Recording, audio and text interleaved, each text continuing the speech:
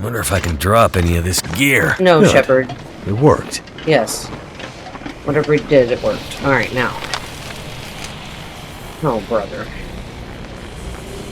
Okay, so basically, we just follow the path all the way there. Let me, sip on this last bit of coffee.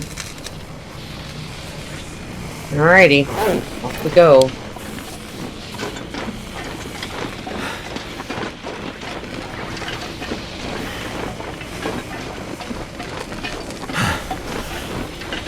I'm glad this electric fog isn't shocking us, though. That would suck.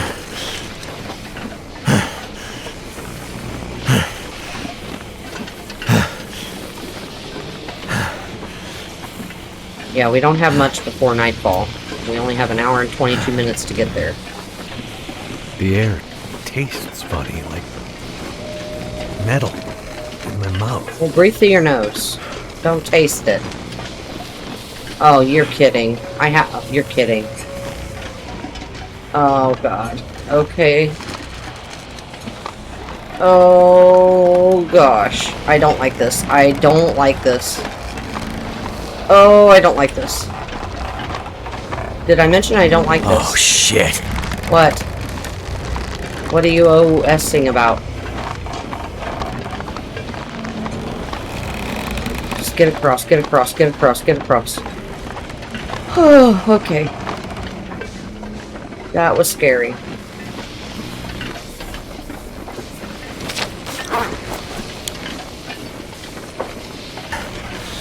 Alright, we've made it to the other bridge. This one is a lot less sketchy than the last one.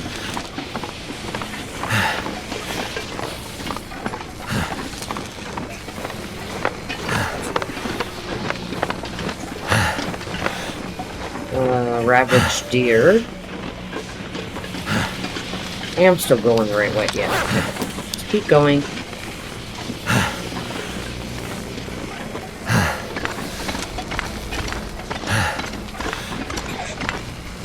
"46 minutes left. I've got to hurry."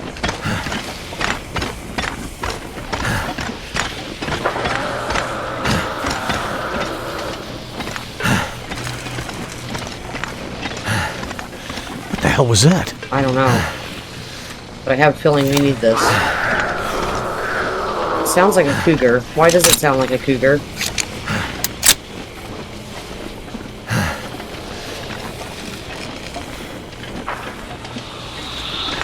Oh, God. Please don't let me run into a cougar.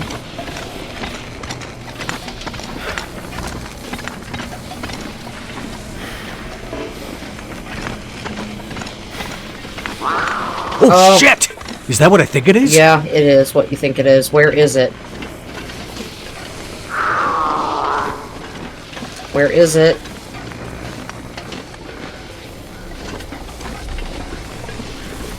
Oh, man. Cougar. Yeah, where, Dave? Or Dave. Dang it, Digby. Where, Shepard? Where?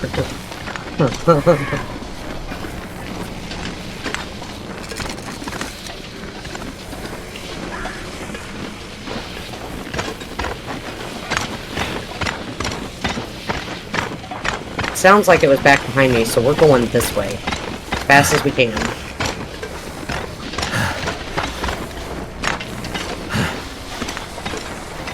I don't think a flare will work on a cougar. However, a slug might.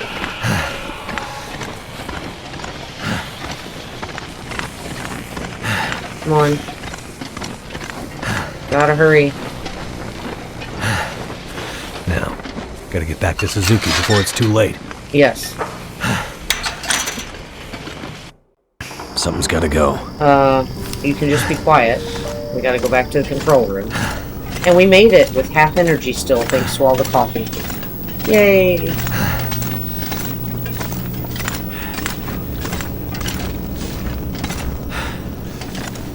It's nighttime, but at least we're in here now. And there's lights. So we turn the power back on. Alright, ladies, I have returned.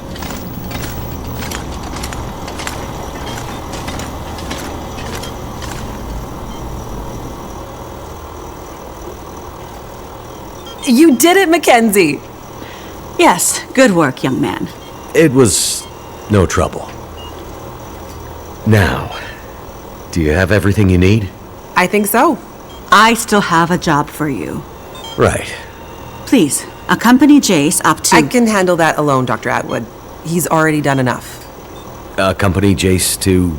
With tonight's Aurora, we have a chance to pull the data now that the systems are nearly back online. But I'm not sure Jace can handle the next part alone. I don't need any help.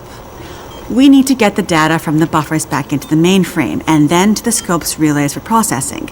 But for that to work, we need the benefit of the program. The program?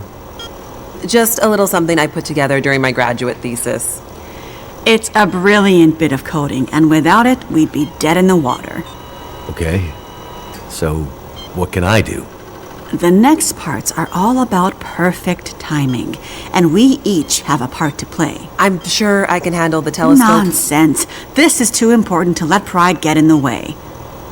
Once more? For good luck? Let's not make this a habit, okay? Works for me. You two had better get moving. We're running out of time.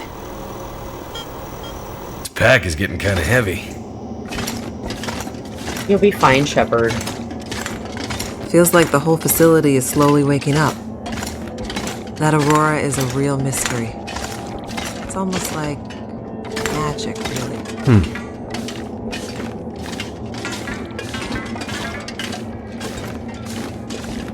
It's pretty. The logistics involved in building this facility. Staggering. Yep. Can we go, please? It looks like they built portions of it right into the mountain. The people who built this had no idea how important it would be someday.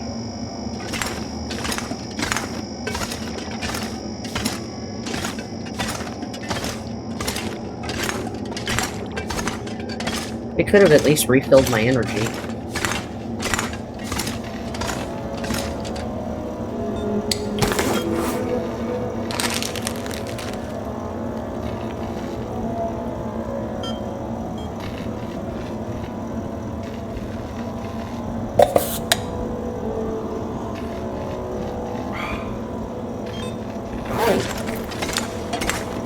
Wow. Isn't that a sight?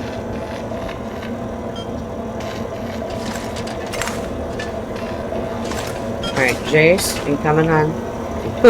Well, well. There she is. The Suzuki Radio Telescope. Isn't she beautiful? Lit up by the Aurora, no less. I've never seen it so bright. Yeah, I don't know if that's good or bad. It's massive. Let's hope we're not too late.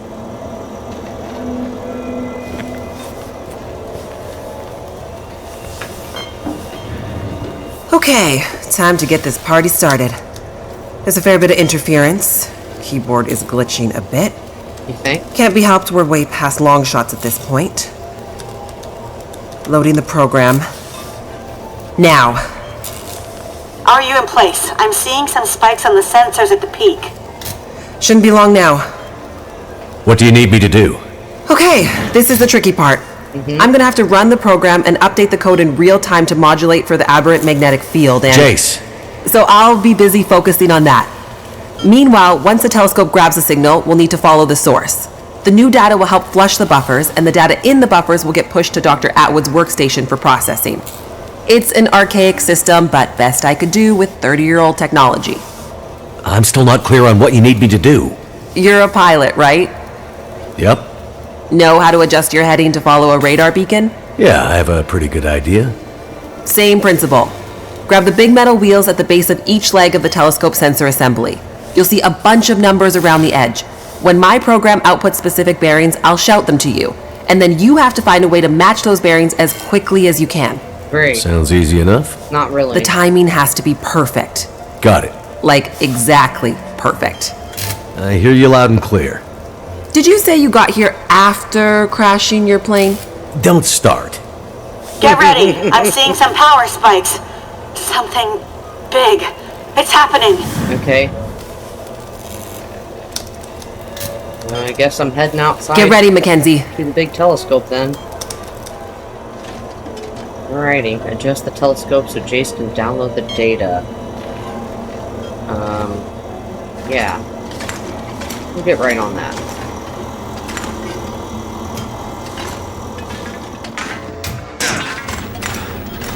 What a mess. Look for the wheel, Mackenzie. The wheel. Alright, got it. Don't step on the wires, though. Looks like we're going through this tunnel. Or vent. It's not a tunnel. Ductwork, whatever you want to call it. Alright, this wheel? Here we go. 141 degrees. 141 degrees. Oh god, okay. Nope. Said 145 degrees. Ah! Okay. Wait. No! I don't want to release it. Hang on. Hang on. What else do I want to do here? A or D? We have A and D.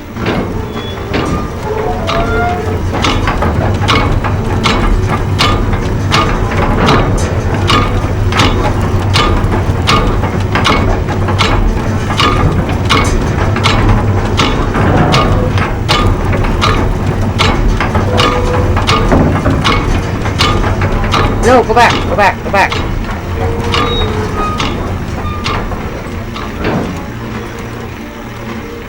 Did I do it? Or did I do it wrong? I did it wrong.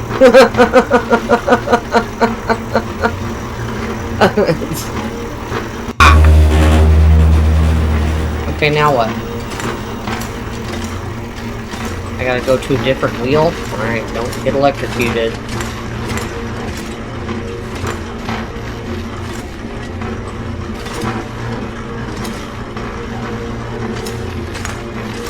Look for the console with the big wheel on it. Come on, Mackenzie. How am I supposed to find anything down here? There's gotta be a way through here.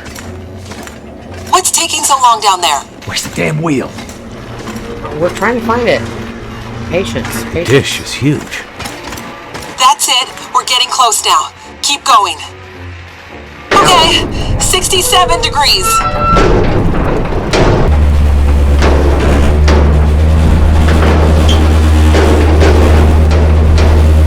Got it. Jace? Everything okay over there? Don't worry. Keep going. Last Okay. bearing incoming. Come on, you sweet, sweet program. Don't let me down. Yeah, don't let her down. I don't want to redo all this again. Why can't I grab the wheel? There we go. Now's not the time. 156, Mackenzie. Get to 156 before the whole thing blows. Okay, I'm trying. 156. 156.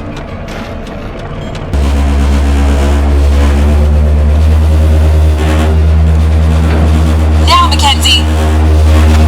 Okay, got it.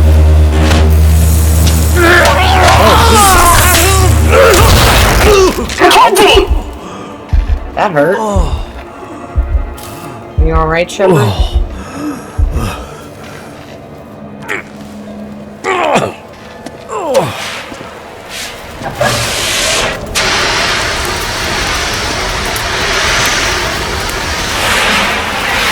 The program? Fried. She did the most any program can hope to do. Her job. Oh, okay, good. Now let's hope Dr. Atwood got what she needed. Because this gear is toast. You think?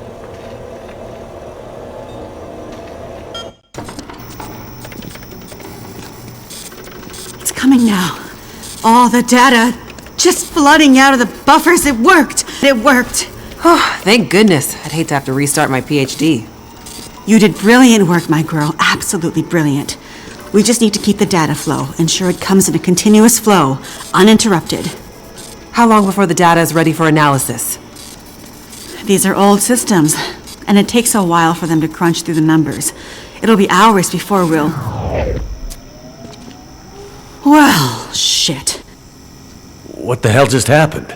It's not the power this time. Geothermal plant's still showing up green on the board. Some kind of overload or emergency shutdown. What now? Now we do this the old-fashioned way. We start combing through the numbers. Why can't anything ever just be simple with this game? I'll get us some light.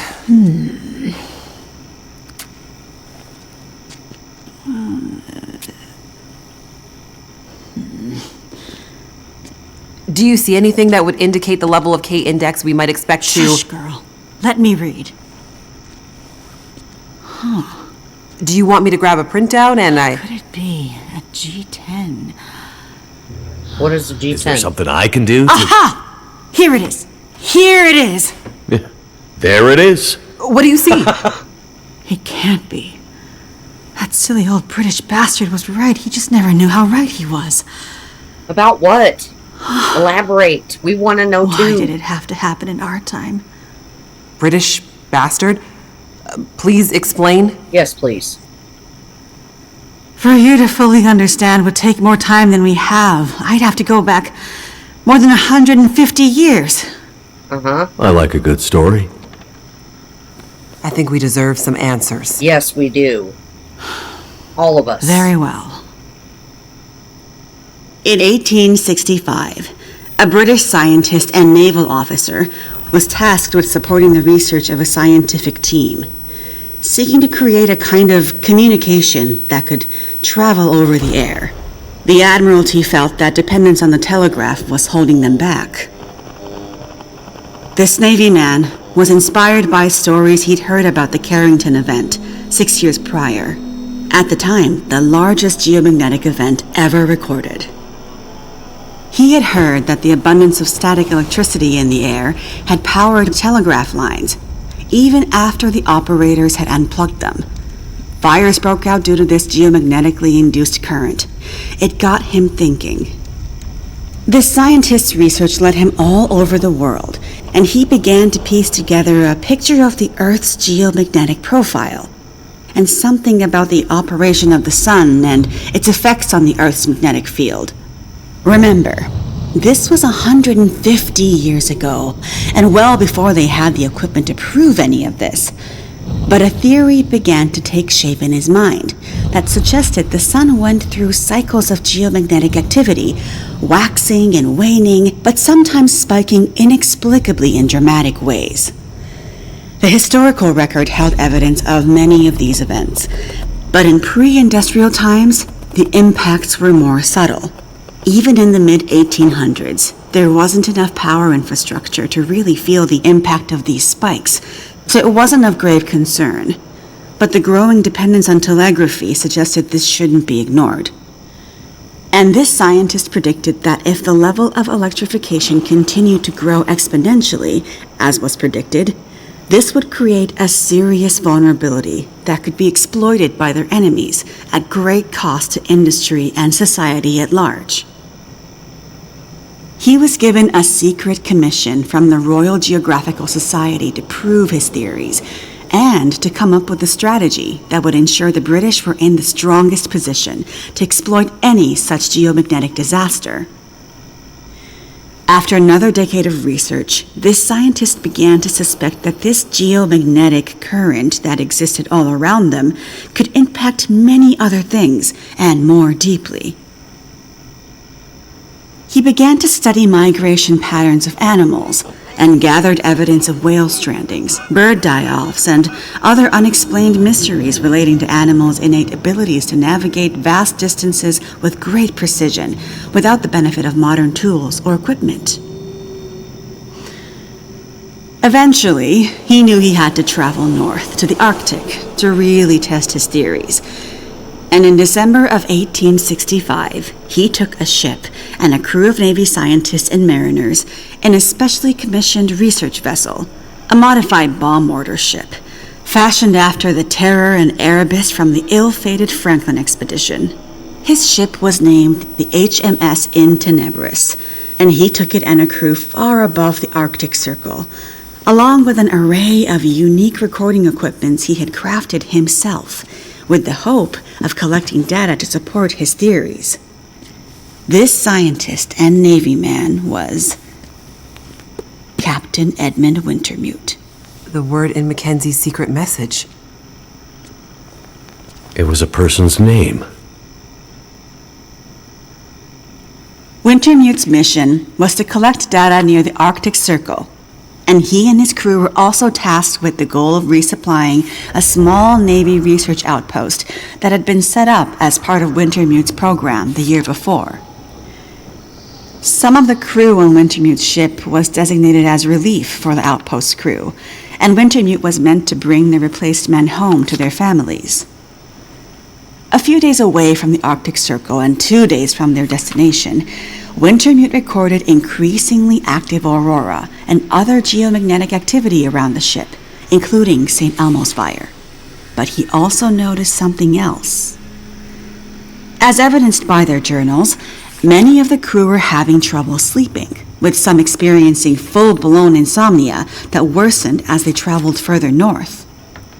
Some were also beginning to forget things, their journal entries occasionally slipping into childlike language or outright gibberish.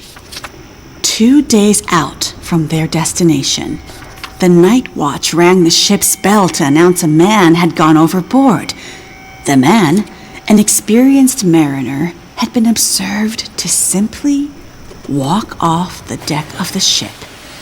By all rights, a calm and dependable sailor.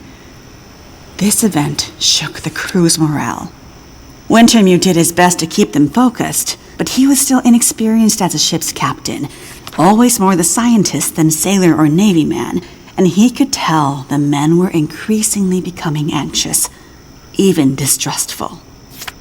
Walked off the ship and straight into the water. Exactly, but things got even stranger after that. When they arrived at their destination, a small island surrounded by sea ice, they found the Navy observation camp that Wintermute had set up the year before completely abandoned. The shelters were mostly destroyed, the relentless Arctic winds having shredded their canvas. The sled dogs were killed, some seeming to have been eaten. Many of the men were found dead, their bodies frozen in their beds, some showing signs of having been attacked or murdered. Yikes. Keep in mind, the Franklin expedition was still fresh in the public imagination during this time, including all the rumors of cannibalism. Wintermute could tell some of his men were nearing their breaking point, so he sent them back to the ship and took only a small group of trusted officers with him to search the rest of the small island. On the far northern side, in an icy bay, they found the remainder of the outpost crew, their bodies frozen solid in the ice. Some appear to have walked in and simply frozen in place. Jesus. And I thought we had it bad. Not wanting to completely abandon his research, but also recognizing the fragility of his situation, Wintermute kept a small group of trusted and hardy men with him. He offloaded sufficient provisions and equipment for them to survive up to 6 months, and sent the crew and the Intenebris back to London, with the request that they send a rescue ship to pick them up. That's dedication. But what does it have to do with our data? I'm getting there. Months later, the relief ship returned to find only Wintermute remained. He had left books of scrawled notes, data he had gathered using his novel devices, sketches and observances of the men he had kept with him, and a detailed diary outlining their slow but progressive decline into a kind of fugue and madness. Wintermute was accused of murdering the men, brought back in shackles, and once back in England, summarily court-martialed and committed to a sanatorium. His equipment, journals, and the data therein were hidden by the Admiralty, and the Royal Geographical Society renounced Wintermute's membership and denounced his research, claiming he had gone rogue. His work disappeared for over a century, until I dug it up. Why haven't we ever heard this story before? Exactly the question you should be asking. I had encountered odd and inexplicable references to his research, but always leading to dead ends. I finally managed to get my hands, through no small feat of my own canny research and a dogged determination, I might add, on a few of his earlier papers. It wasn't easy, believe me. A woman, let alone a woman who isn't white, had to work 10 times harder to get access to this material, but I managed to do it. I spent the next 20 years piecing it together, tracing the fingerprints of Wintermute's theory, collecting his data, analyzing, and then adding to his research with research of my own using increasingly modern equipment. And the more I dug, the more data I collected, the more worried I became. Because not only had Wintermute's original fear come to pass, that the world had become dependent on the electrical grid, a technology that would easily be taken offline should any Carrington-level geomagnetic event occur.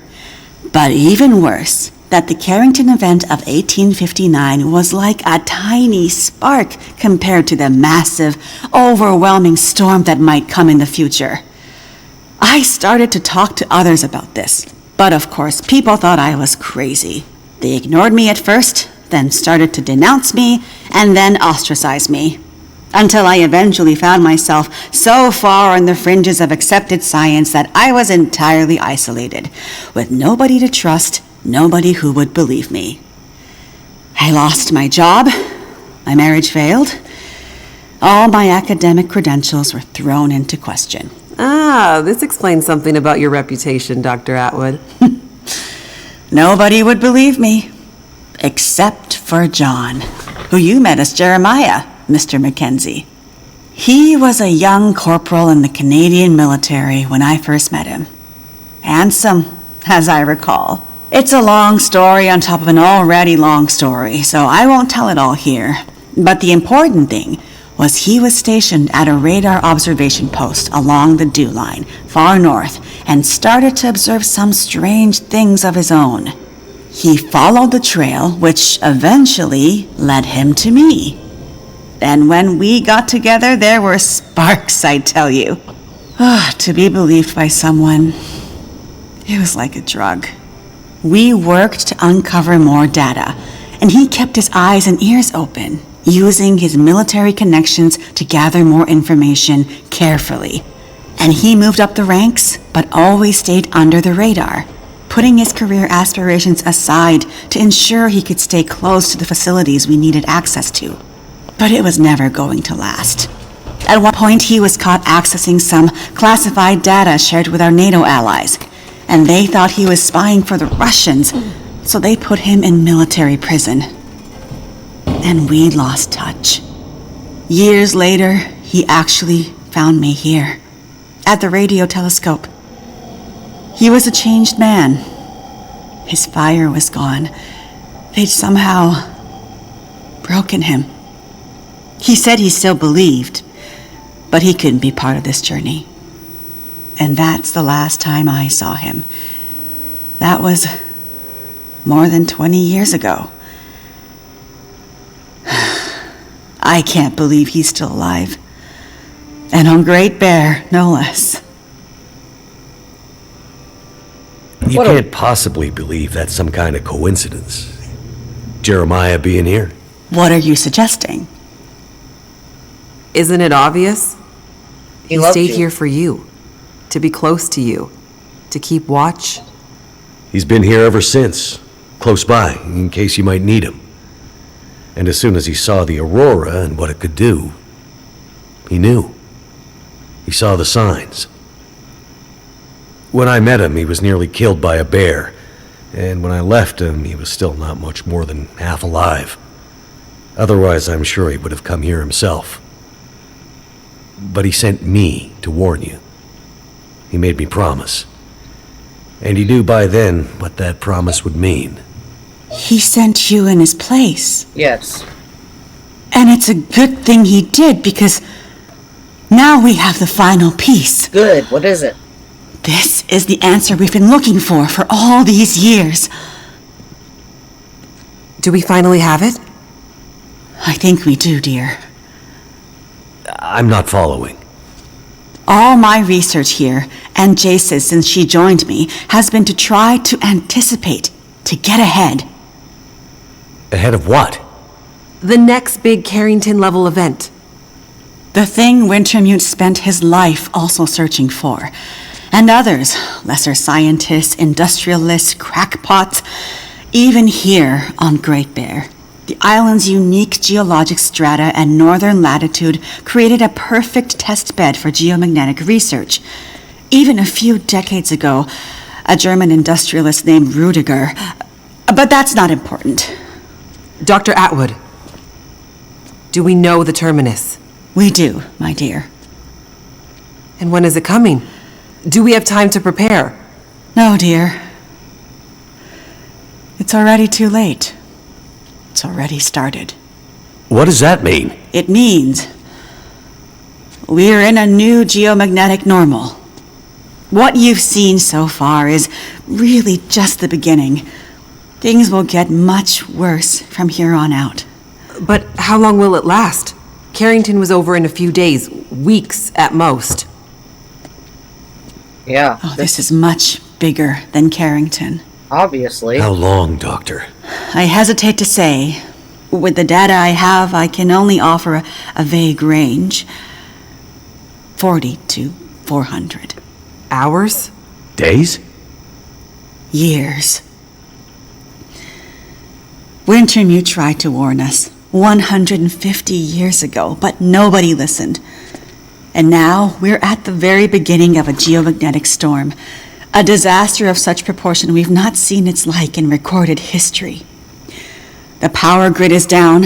Everything humanity has built over the last 100 years or more, based on technology, electronics, everything based on the integrated circuit, electricity, it's gone. It's all gone. Nature is changing, and soon we'll begin to see the impact on people. We won't emerge unscathed. And this period of darkness will last from 40 to 400 years.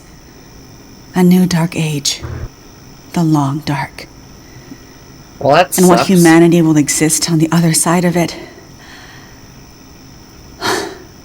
I cannot even begin to guess. Then I need to warn her. I need to get to Perseverance Mills. You're talking about your ex-wife, the doctor? Yeah. Astrid will be there. And she needs what's in this hard case. What's in the case, and what kind of doctor? I don't know. She's a researcher.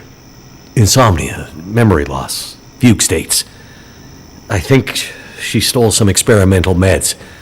She's trying to help a friend. A child that's suffering from some mysterious illness. Right. Freya. I'm not sure. Go to her. Regardless of what's in the case, you can bring her here. Her and anyone else you care about. We have to think about the survival of the species now. Great. But what can we possibly do here? Oh, Survive? Jace, my silly girl. Have you forgotten what this facility is built on? I just know it's some government thing. Before it was repurposed for use with the radio telescope, this was an observation post for monitoring satellite communications. Mostly American, Russian, some Chinese, Cold War stuff. But why here? Who would think we'd be spying from here? Exactly. A few floors below us are the magnetically shielded dorms and storerooms designed for the folks who used to live and work here back in the Cold War.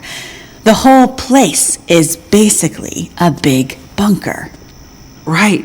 And the team that built the geothermal plant left various supplies behind. Exactly. There's probably enough dry rations and assorted supplies there to feed dozens of people for a couple of years. Survival of the species, huh? I'm afraid so. Then I better get to it. Well, at least now we know what the heck is going on and what could possibly be in the case. Now we have to find Astrid. Okay, we gotta go this way. So let's go.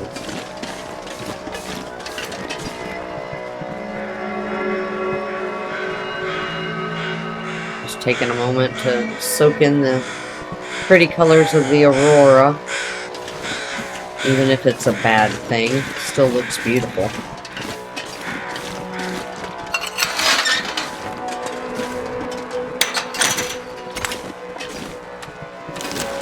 Alright, this out just in case that cougar decided to follow me.